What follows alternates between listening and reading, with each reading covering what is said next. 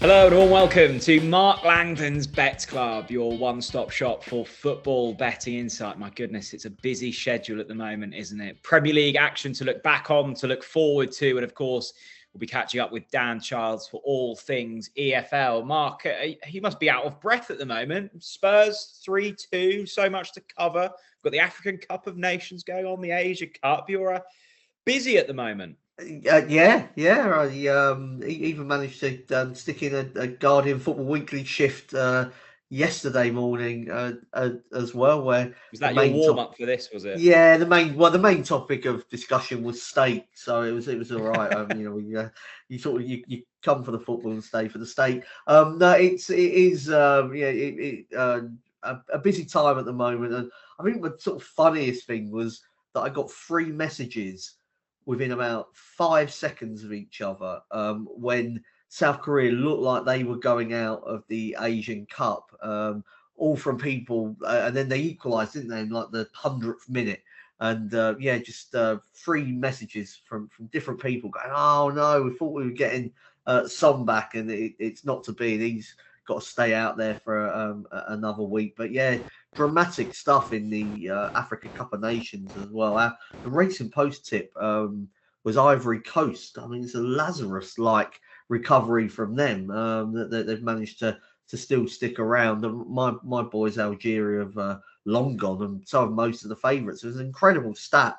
It was Daniel Story from the Independent said that the 8 teams that are in the quarterfinals are completely different to the 8 teams in the last AFCON quarterfinal. Really? So it's been turned on its head, that competition, which is always good to see. So and a great midweek round, I thought, of Premier League action as well. Yeah, absolutely. I mean, there was plenty to get through and some really kind of surprise results in there as well. We'll get onto them later on in the show when we discuss this weekend's games. Members Club is now available on the Racing Post app. All Members Club subscribers can now access premium news and tips anytime, anywhere. Plus, if you're not already a member, you'll get 50% off your first 3 months. If you haven't already subscribed yet and want to join the greatest club in racing, simply visit racingpost.com/subscribe. We might as well get straight into the action, Mark, and start with our big match. It looks a cracker. It's Arsenal against Liverpool. It's Sunday. It's 4:30, 11-10 Arsenal, 13-5 the draw. Liverpool 19-10. Let's start with Liverpool, Mark. It's been an interesting week for them. The news last Friday that Jurgen Klopp will be leaving the football club come the end of this season. He put it down to kind of exhaustion and doesn't feel like he can continue to the standards that he's set so far. Of course, it opens up the discussion around who the next head coach will be. But for me, the most impressive thing is their 2 performances since that news: the FA Cup win against Norwich City, the Premier League win against Chelsea. They look like they've stepped up a level. Yeah, I agree. That performance against Chelsea was as good as I think anything I've seen Liverpool sort of serve up. I wasn't watching the whole game because my eyes were distracted by the football/darts match that was going on at White Hart Lane between Spurs and Brentford. But sort of the bits that I did see live, and then of the highlights. I mean, and when you go back over the stats, I mean, it's about as good as Liverpool can serve up. I think, and rather than be dragged down by Klopp's departure or using that as departure at the end of the season, to use that as an excuse. Rather than that, it's been an inspiration almost that the fans realise that they've only got a few months left with Klopp, the players the same, and they're determined to go out with as big a bang as possible. Still on for 4 trophies. The biggest, I think, and most important for them would be winning a Premier League with fans back inside the stadium. Obviously, the one they did win was during lockdown, and it wasn't quite the same for them. And it was unfortunate the way that developed. And they're playing like they think they can do it. And then maybe Manchester City have got other things to think about that, but. They were just all over Chelsea, and probably should have had a penalty. Chelsea, then Kunku won, but I didn't think the Gallagher one was a definite spot kick. And throughout the game, they were just, as Pochettino said himself after the game, they were just beaten by a better team. So many good performances all over the pitch. Someone like Conor Bradley, just fantastic, really. Alexander-Arnold eat your heart out in the sort of right back slot. Gomez left back seems to be very comfortable now in that position. There's Liverpool 2.0 midfield is working well. And up front, Salah obviously not available at the moment. First due to AFCON, he's also injured. And again, didn't miss him. So they really are sort of putting down a serious mark. And this is another tough game they've got against Arsenal. Make no mistake about that. This is not an easy trip to the Emirates. I think it'll be more difficult than even when they won in the FA Cup there. It's an interesting time, isn't it? Because if they get 6 points from Chelsea and Arsenal, that really would set them up beautifully going into these sort of final few months. Absolutely, but before we look at this time kind of isolation, Mark, who are you? I guess just put yourself in the shoes of a Liverpool fan, and Klopp's obviously more than the kind of football he plays. He encompasses that city. Looking at the shortlist, you've got Xabi Alonso's clear favourite. Would he be the man for you? Am I a Liverpool fan or the sort of Liverpool sporting director who would? You're a Liverpool fan, and you're wanting your club to continue in a similar path. I think if you're a Liverpool fan, I think you do want Xabi Alonso. He's got the connection with the club. He's doing well with Bayer Leverkusen. So that's the answer if I'm a Liverpool supporter, which I'm not. I have some reservations about Xabi Alonso, not in terms of the fact that he can't go on and become a great manager, but following Klopp, whoever follows Klopp is really it's a difficult one. Well, he's irreplaceable, isn't he? To an extent, yeah, he is, and what he's done in terms of he won the absolute lot with Liverpool. In the Liverpool fans in the city's kind of carried the city at times. He speaks very well on sort of the impact of social events, and he's done exactly the same thing at Dortmund as well. A kind of working class city, and connected the fans to the football club, and then the rest of it doesn't take care of itself, but it almost feels like it does. And he just gets so many things right at every level. Like I don't think there is anyone out there actually that could do that. That's you'd say Pep Guardiola is the sort of person that might in a different way. He's not obviously going to go from Man City to Liverpool. So realistically, there's nobody that's going to be able to do that. And Alonso would be coming into this with not much experience and just none at a really big club, Bayer Leverkusen. Their fans are just nowhere near as demanding or passionate as the Liverpool ones, and I don't know.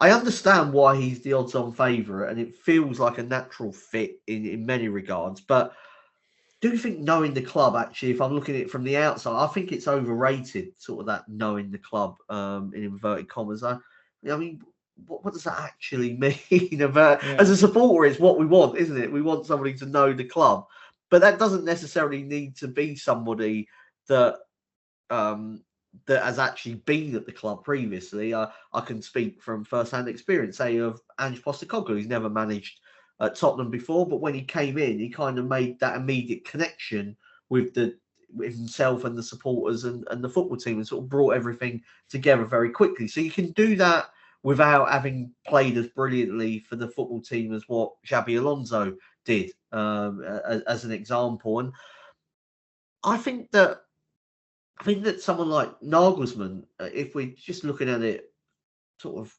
quite harshly, has done more than what Xabi Alonso has managed so far. And he has managed a big club at Bayern Munich, and they sacked him, and they haven't got any better under Thomas Tuchel. So the idea that he was doing a bad job at Bayern just doesn't ring true. Would the worry with Nagelsmann be that he's never really stuck around somewhere for too long? And I guess, coming in after Klopp, what Klopp has built, you probably want someone to stick around for a while and I again don't know, build a bit of Jack. a legacy.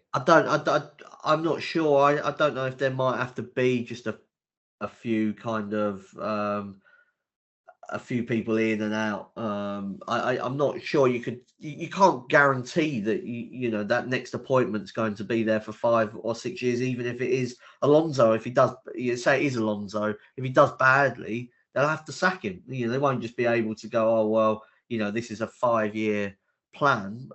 You know, they'll just have to do. You know, when Arsenal replaced Wenger, they weren't thinking, oh well, you know, the next appointment's going to, you know, not work out for them. You go into every appointment thinking that they're going to last long term, but most of them don't. You know, Manchester United, a prime example of that. So I think with Nagelsmann, you know, the reason he didn't stay at Hoffenheim and Leipzig very long was because he quickly outgrew sort of what they were, and then Bayern Munich, he was sacked at Bayern Munich, and I think most people would have thought that was really harsh to have sacked him. And he's now become the German national team manager, and obviously didn't want to lock himself down into that for too long. I mean, you know, he's way too young to be an international manager for you know the next 10 years or whatever. The opportunity came up to manage your home country in a Euro. So you know why would you not do it if you're out of work? But I think he'll get a top job sooner rather than later. And I'm just saying that yeah, if you compare him and Alonso to actually what they've done, I think you would say that Nagelsmann has done more. De Zerbi, I think, would be an interesting choice because I think his character. I could just imagine him blowing up like every other week at Liverpool, and I think his football would be well suited, but I'm not sure about his kind of demeanour. Amorim at Sporting is being given. He's been the one that's sort of come in for money in recent days. I mean, he's highly rated in Portugal. Might be a kind of sensible choice. He again, I think, has probably done more than Alonso so far. But it's just that Alonso speaks well. He had that kind of background. Benitez, Mourinho, Guardiola sort of takes. You know, he's been able to sort of absorb all of that information and be his own person. Won absolutely everything as a player, classy individual. I can see why the attraction is there for him. I'm just saying, if you actually put it down in black and white, I think there are probably managers that might be ahead of him just in terms of what they've done so far. Yeah, I think the fact that we've discussed that for so long kind of proves the fact that there's not the perfect replacement, and that Klopp is so difficult to replace. Just in terms of this game, then, Mark, it is a huge game near the top of the table. How are you playing it in terms of your bet? Yeah, I mean, Mikel Arteta, you know, I think there's some people that go, well, he's a bit like Alonso in many respects, that you sort of, as Arsenal fans, they just want him to do well, don't they? Because he's got that connection with the club and it sort of feels right. And I think, you know, the way that he's kind of worked Arsenal into this position where they are challenging for the Premier League, and it's now seen as a kind of step backwards that they're not top of the table, shows how well he's actually done to get them back into challenging for the top spots. I'm going to go for a draw in this game. So Liverpool away to the top teams, drew at Man City, they drew at Brighton, they drew at Chelsea. I know Chelsea, you know, league position wise, and not consider the top team, but I still think that, you know, it's a difficult away game. That the late loss at Tottenham and the late win at Newcastle in very dramatic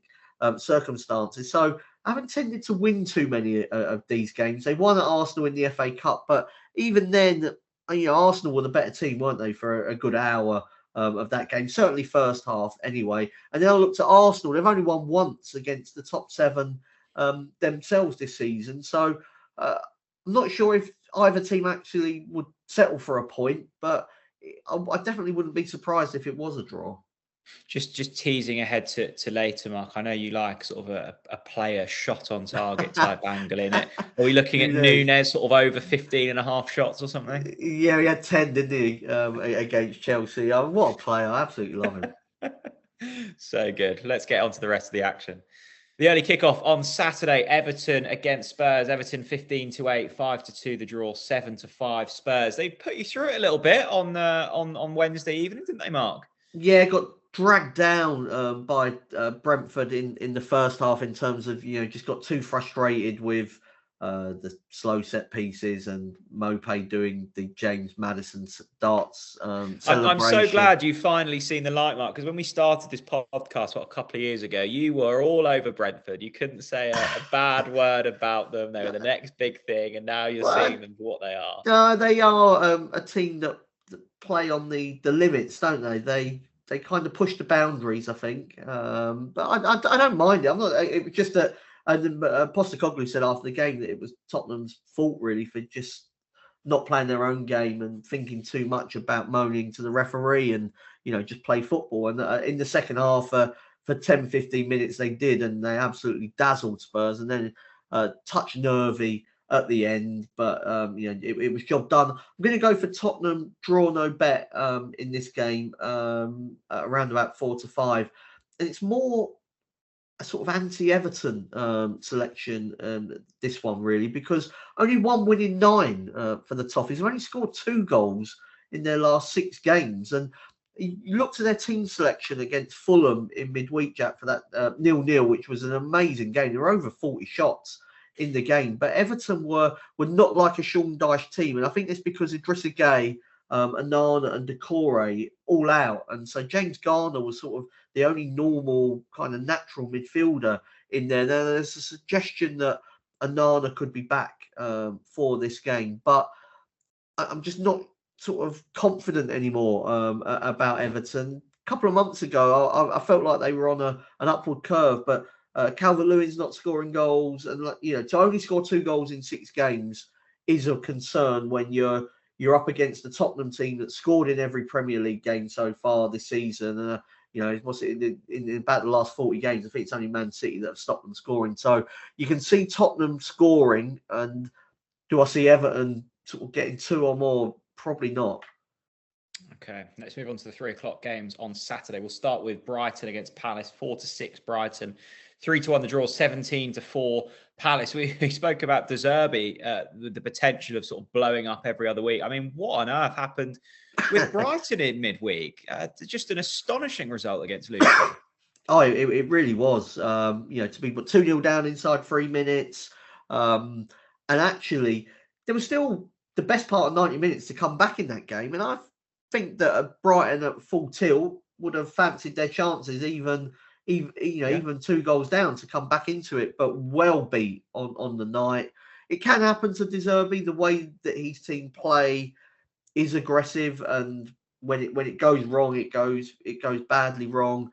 They are struggling for Premier League wins, aren't they? Was it 3 in the last 16 games now? I think that that's a slightly harsh statistic, though, to throw at Brighton, because you're almost saying, well, yeah, but I'm just not going to count all the progress you've made in Europe and the FA Cup. And that's not right, is it? I mean, I think Brighton are concentrating more on the cup competitions this season, and that has impacted their league form, but also the injuries that they've had. And João Pedro went off at Kenilworth Road. We don't know yet if that was just a precautionary one where they felt the game had gotten away from them, so no point risking him. But obviously, this is a not a derby. I don't like to call them sort of these games a grudge match. The 2 teams don't like each other. I'm going to go for the draw.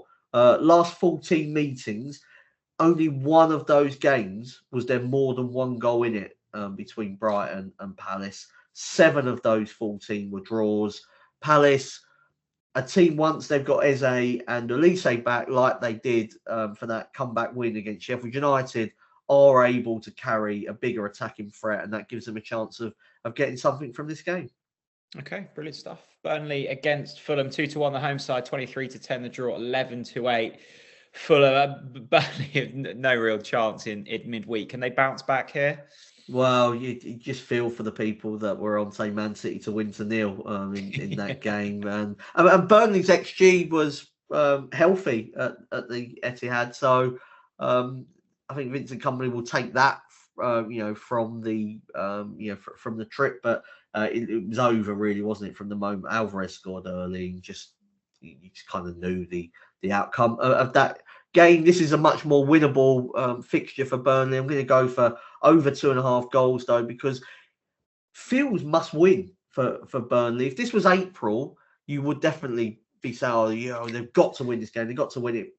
Like, we're in February now, and it sort of, will be one of them games that they have to target, so they're going to have to go positively.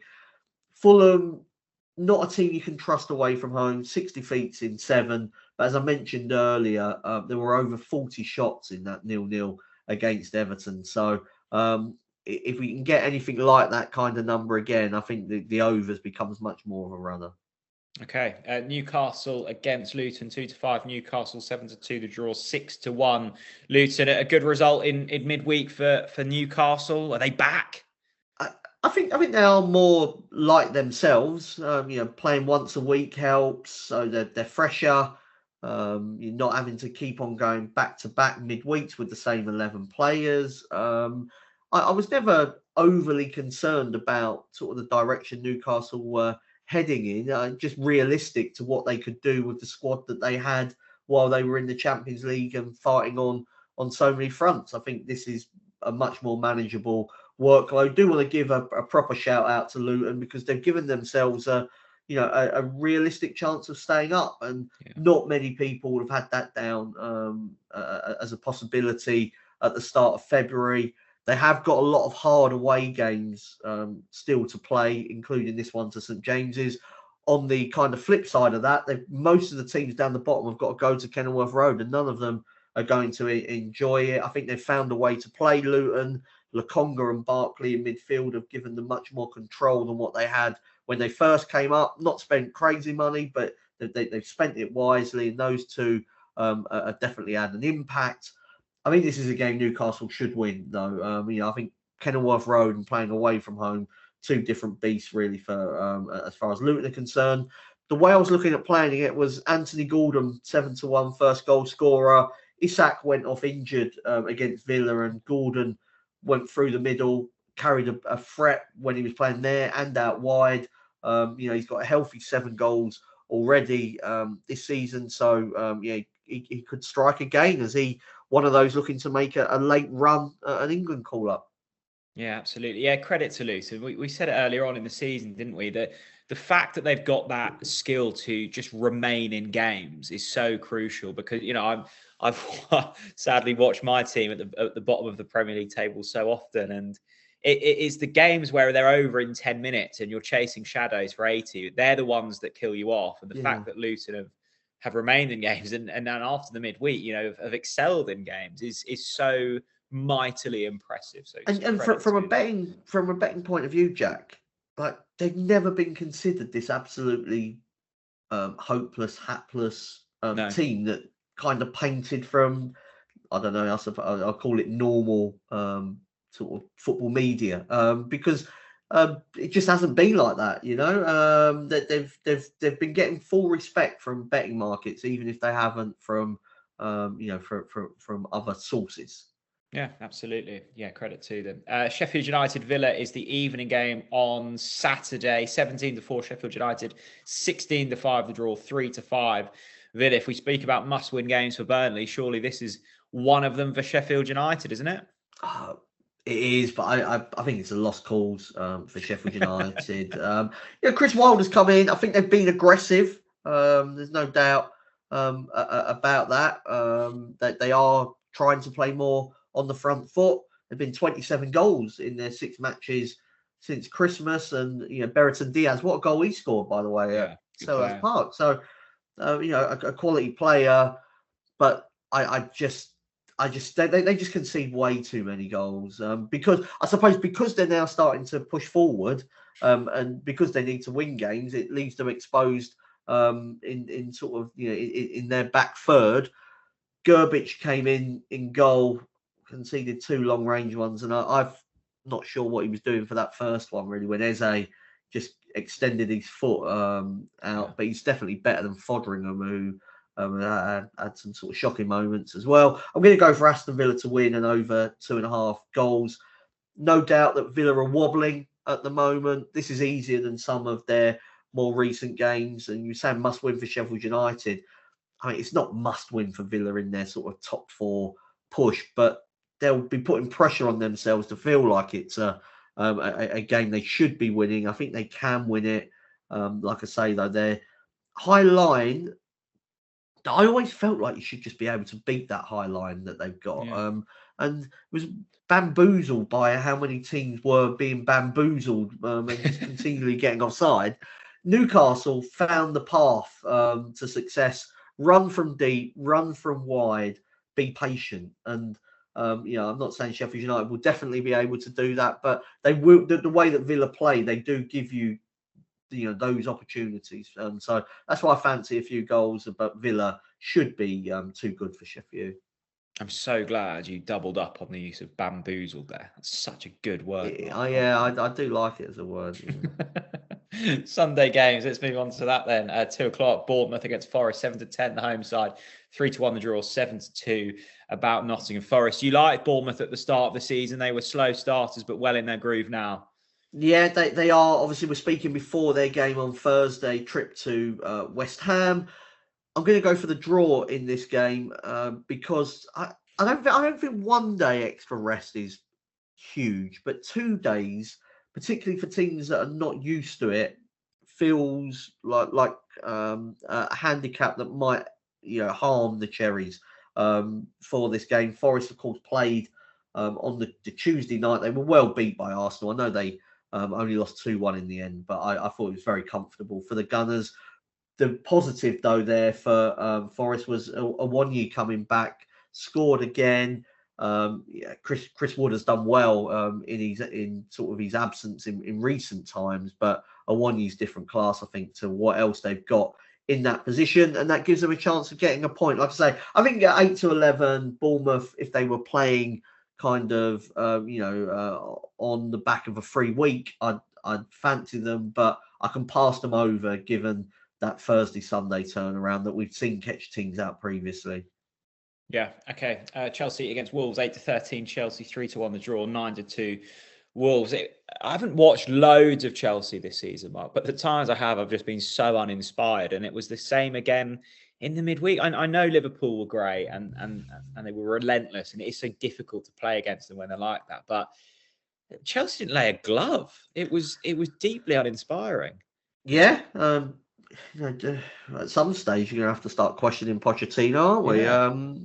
Obviously, the cups, I think, are where it's at for Chelsea this season, and their results look better on paper. But if you delve deeper, like Middlesbrough went to Stamford Bridge missing looked like an entire team, wasn't it? They had so many players out. They beat Preston in the FA Cup.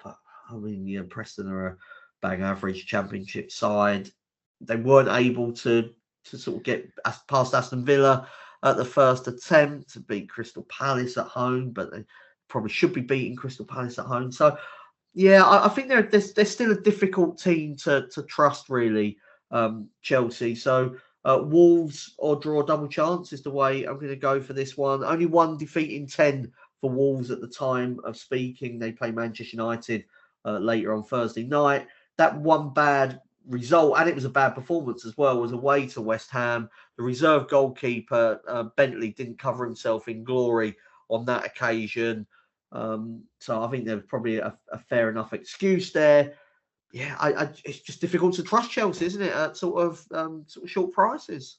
Yeah, absolutely. If Chelsea are difficult to trust, then I'd probably put Manchester United in that category as well. They take on West Ham this weekend, 3-4 United, 3-1 the draw, 16-5 West Ham. Yet to see both of these in action this midweek time of recording. Mark, how do you see this one going?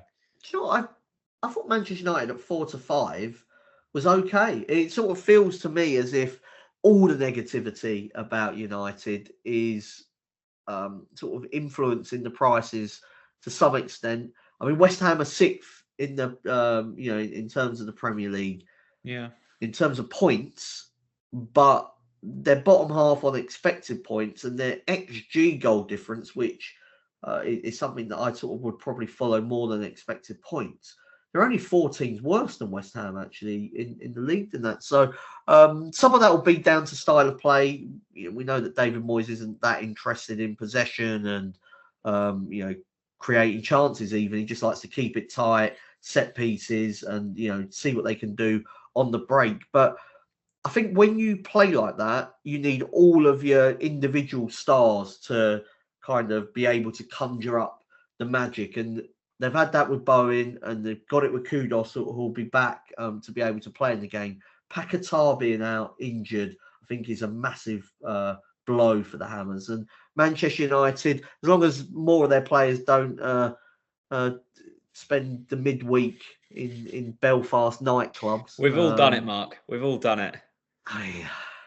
Well, yeah, just without the private jet, and we make it. Yeah, the thing is, Jack, we've all done it, but we show up for work the next day. Absolutely. If you're going to go out on a school night, make sure you turn up for work, even if you have got a kind of red eye and you're not 100%. You show up for work, and I think many would agree, Mark, that our job is far more demanding than playing for Manchester United, isn't it? Well, I mean, what would Manchester United have been doing on that Friday anyway for training? I mean, it would have been a few set pieces, half an hour, Eric Ten Hag sort of boring everyone to death in his usual sort of monotone that he does. And then they'd go and play a bit of pool. So, I mean, he should have showed up, Rashford. But, I mean, Manchester United actually, if you look at it in those wide positions, like I think Garnacho has impacted games more than, say, Rashford has. I mean, Højlund has been over-criticised. I think his performances have been decent. United are not the Manchester United of old, but they shouldn't need to be to oblige at odds of 4-5 against a West Ham team missing Paquetá. Monday Night Football, the final game we'll preview in the Premier League this week. Brentford against Manchester City, 15-2 Brentford, 10-3 the draw, 2-5 Manchester City. Erling Haaland back, came on as a substitute, Mark. How much of a difference will that make? It should be a massive one, really, for Man City, because Alvarez is a fantastic forward who is more than capable of leading the line. He's just not quite Erling Haaland, and whether that means they both play or you bring one off the bench, again, it just made. I was there last Friday when Spurs played Man City, and City were the better side. There's no doubt about that, and deserved to go through. But when De Bruyne came on, like, you just oh God, like, here we go. And that's what it'll be like if they're bringing on Haaland in this game, or if they're bringing on Alvarez, or if it's Grealish, or if it's Foden, or if it's Bernardo Silva, whoever doesn't play. Having Haaland just increases the options on the sort of squad front. And Brentford are getting some players back. And I mean, doesn't it just go to show how much betting is part of the kind of UK psyche? That, I mean, there must have been 30,000 fans singing to Ivan Toney on Wednesday night. You should have cashed out. I mean, like, for that to be kind of, parlance and sort of everybody knowing what it means is incredible, isn't it? With their sort of undertones of bet builders and... I was just wondering sort of how far I might be able to take it sort of next week with if the Spurs fans want to go down that route. But it's obvious to say it, but Haaland makes a huge difference. Ivan Toney makes an equally big difference. You could say he makes even an even bigger difference to Brentford than what Haaland does to Manchester City. Let's not forget, Brentford did the double over Man City last season, but I don't see that happening this time. Yeah, with all of that being said then, Mark, what's the selection for this game? I'm going to go for Manchester City to win minus 1.25 goals on the Asian handicap. And I know that might make some people's hearts sink at sort of the complexity of that bet. So I'll try to break it down as simply as I can. So if Manchester City don't win, your bet loses. If Manchester City win by 2 goals or more, your bet wins. If Manchester City win by just 1 goal, you lose half of your stake. So hopefully that does simplify things somewhat. And I just think that Brentford, they did the double over City last season. The first game was just before the World Cup. City weren't firing on all cylinders at that time. And the second time was when the season, City had already won the league. So I'm not reading too much into the Brentford hoodoo. Okay, brilliant stuff from Asian handicap betting to the EFL. Time to catch up with Dan Childs. If you want some free football bets this season, we've got you covered. Simply head to racingpost.com/free bets, and there you'll find over £200 worth of them for you to use this season. That's racingpost.com/free bets. Dan Childs, always a pleasure to have you along. As always, busy in the EFL at the moment. Team in focus, Birmingham. What a season! What a funny season it's been for them so far. Yeah, really weird, Jack. I mean, they were actually in the playoffs under John Eustace when Wayne Rooney came in.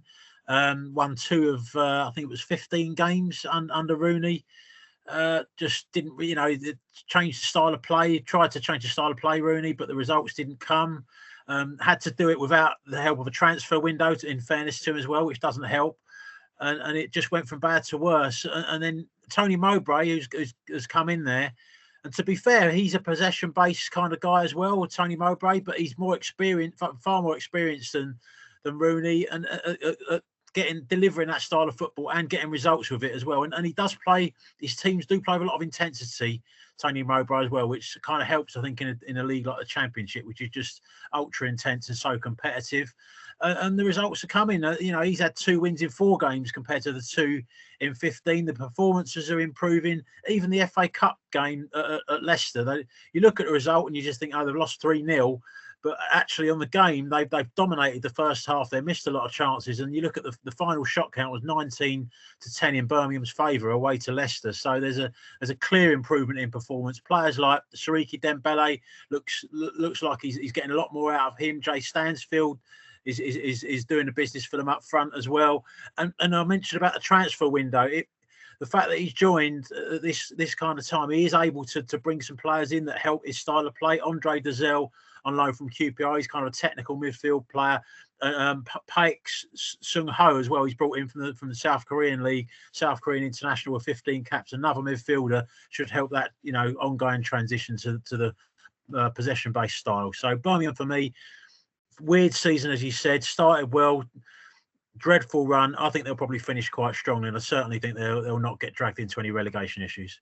I was going to say, what are the expectations for them now? Because I guess after the start they were dreaming a sort of top 6. Then it's like, oh, can we avoid relegation? Is it sort of just consolidating mid-table now? Yeah, at this point, I mean, there's so much. I mean, you can say it's a tight league, but there's so much traffic in front of them to get anywhere near the top 6. I think that's completely unrealistic. But and if they had a really bad run with sort of QPR and Sheffield Wednesday, I think they're 2 clubs that could go on a bit of a reasonable run to the end of the season. So it's important, I think, they made the change just to make absolutely sure of staying up. But I think they'll do that. And I think longer term, the owners are quite ambitious. I think they will be pushing to try and get into the Premier League.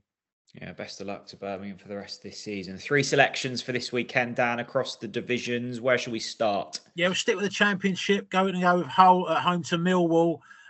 Surprised me this shade of odds against Hull to win this game. I think that's a really good price. Hull have done well to sort of just about staying around the playoffs despite having a lot of injury problems to key players. Jaden Philogene, who was superb for them, he had a spell injured. Liam Delap as well, another key player, was injured. Jean-Michael Seri went off to the African nations as well, the Ivory Coast. So 3 huge players there for Hull that have been missing recently, and they've just about done enough to sort of stay in touch with the playoffs. They had a backs to the wall 1-0 win at Sunderland 2 weeks ago, and now you've got Jaden Philogene. Sounds like he's going to be available for this weekend. They've been active in the market. Fabio Carvalho's coming on loan from Liverpool. He got the winning goal in that game I mentioned at Sunderland. Brought in another couple of really good loan signings as well. Ryan Giles, I think, is a really good signing on loan from Luton. Great crosser of the ball, for certainly the good player for Championship level. And player I know less about, Noah Ohio, they've got on loan from Standard Liège, just another striker, but he's a Dutch under 21 international, so decent pedigree there as well. I just think it's a bad time for Mill to go to Hull with players like Carvalho settling in. Philogene coming back and these new signings coming in. Bad time for Mill to go there. They're on a poor run, only 1 point from the last 3 games. I think they'll probably do enough to stay up Millwall, but they're 13 points down on the same stage of last season. So they are sort of going the wrong way, if you like, season on season. And Hull for me here, a shade of odds against, looks a good bet. Yeah, throwing everything at it, Hull. 1 down, 2 to go for the selections. Where next? Yeah, going to go to drop to League One. Going to go with Lincoln, draw no bet, away to Burton. A shade of odds on, but I think this is a good bet. Lincoln's recent form, they've gone 9 games in the league without a win, but don't let that put you off. The last couple of games, they've had a 0-0 at home to Derby, a 0-0 at home to Peterborough. I hear you sort of saying, well, there's not a lot of goals in there, but they have had issues earlier on in the season with injuries. The 2 main strikers, Ben House and Tyler Walker, long-term injuries, have hardly played. They have recently, they got Freddie Draper back on loan from Walsall, who's scoring loads of goals for Walsall. He's come back in on loan, not on loan, come back to his parent club, and he's starting games. Joe Taylor's come on loan from Luton, and the 2 of them, although they're not scoring goals yet, they have changed the dynamic of Lincoln's play. That game against Peterborough are probably the form team in the division. Lincoln actually had the most chances in that game, won the shot count. I mean, that's an eye-catching performance, really, and I just think that they're ready to kind of take off with this new look front 2 they've got at the moment. And Burton sort of been hovering, enough above the relegation zone, reasonably comfortable, but you're always worried if they have a bad run, they could drop in there. At the moment, they're 1 win in 6 games. Lincoln, for me, it's a good time to go there. I think draw no bet is a decent choice here. Absolutely, yeah. Don't let the nine games without a win put you off. Third and final pick down for this week. Yeah, going to go for a little bit more of a conventional League One selection now. Leighton Orient at home to Carlisle. This is one that you would just, the form book screams out at you, really. Leighton Orient, one of the form teams in League One. 6 games undefeated, won 4 of those. Carlisle have lost their last 4 games. Now, sometimes, the form book can let you down, but I just think the way Orient are playing at the moment, you dig deeper into that run. They've had a 3-0 win at Portsmouth, which was a fantastic performance. A 1-0 win at home to Bolton, which again was thoroughly deserved. They're playing some really nice football under Richie Wellens. Might even be looking to maybe put some pressure and get into the playoffs. They're 11 points off at the moment. Dan Aggie as a striker, I'm not sure if I pronounced that right, but got him in from Crewe a while ago, came in with an injury, he's got fit, and he's given him a new dimension. He's so quick, strong, knows where the net is, he's got 4 goals in his last 4 games. So everything looking bright for Orient. Carlisle, on the other hand, I feel a bit sorry for Paul Simpson, because I think he got promoted maybe a year too early there with Carlisle. The new owners came in around about November time. He's had to wait till January to sort of get reinforcements into the squad, and it's not easy to do that, even if you've got money, when you're struggling right at the wrong end of the table. So Carlisle are in big trouble, probably going to go down. I hope for their sake and for Simpson's that they stick with Simpson, because I mean, he's a really good manager and he could lead them back, if they get relegated. But for now, they're struggling. Orient, for me, they look a reasonable price, 8-11 to win at home. That, look a good bet this weekend. An exciting weekend ahead. Dan, thanks very much. You're welcome, Jack. Thanks to Dan, as always. Time to get some of Mark's best bets for this weekend. Mark, we shall start with a bet builder. Where does it come? Comes at the Emirates, and both teams to score. I think Arsenal against Liverpool. I've tipped the draw earlier on in the game, but I'm not expecting it to be 0-0. And I think that's why the draw is such a big price, because we are expecting goals. There's just, too much quality in both attacks for it to be a dull game. I'm going to go for McAllister to be carded. He hasn't actually been booked since early November, so he has calmed down and he's starting to behave much better. But I think it's really difficult to stop those Arsenal sort of counters and slip passing that we know they like to do around the box. And as kind of the deep line midfielder, he'll have a job on to sort of stay out of the attention of the referee.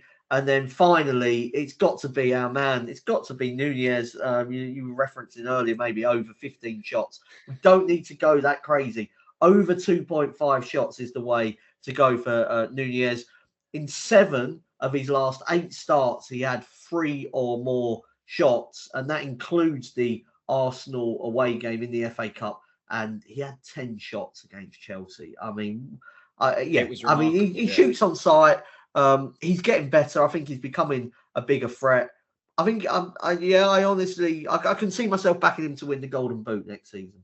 The thing with Nunez is, he's become somewhat of a meme just because of his just chaotic nature, but he's always returning in some capacity, whether it's an assist, even last night, he's hit the post hit the post 4 times, 5 times, missed the penalty, and yet still comes up with a glorious assist. He's well. Always buzzing around. Yeah.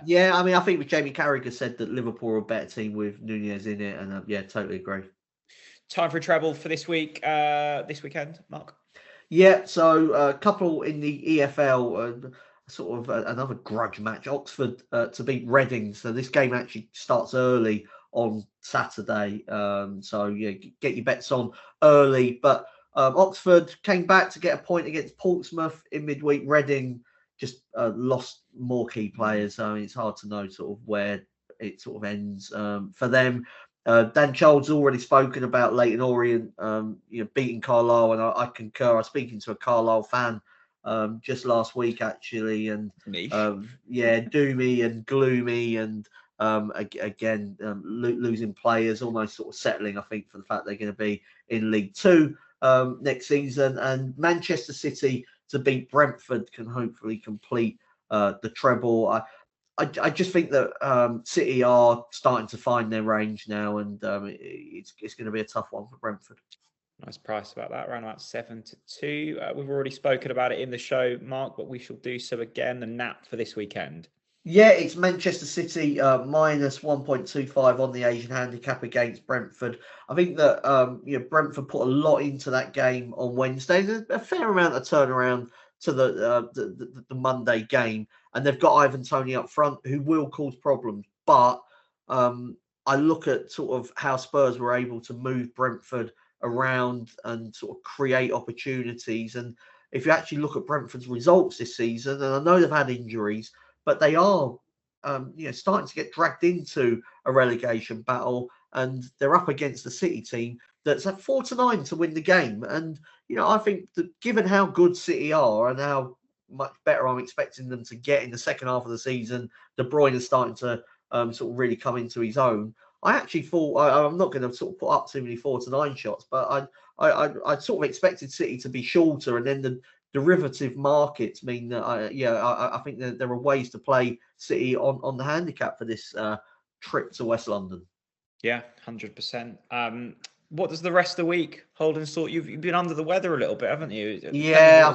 What's your recovery with like chicken soup and and stuff? I do like that. Was it Covent Garden chicken soup? Yes, yeah. That's a very in the carton. It's a very strong lunch choice. That one had it on Wednesday and Sunday, I think. So yeah, I've had a couple of chicken soups. I haven't got that much planned actually for the weekend. Spurs are away, so I'll make sure I watch that. And no family birthdays this weekend either.